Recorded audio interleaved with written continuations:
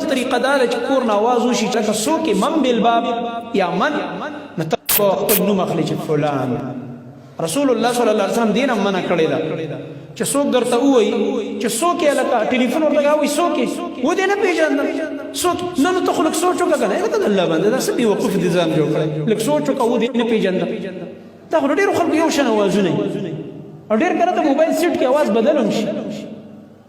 دا د قمقل انسان خبرې جواب چې زه دې ونه پېژندم ښه ته ما نه پېژنې زه یم که نه زه به نه ویم خپل نوم وایه فلان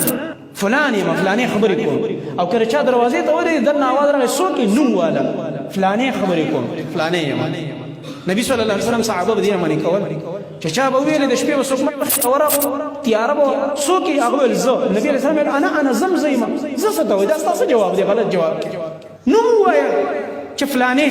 داسې ووایه پوره تعارف وکړه خپل. دا د شریعت او د اسلام آداب دي چې موږ ته راښودلي.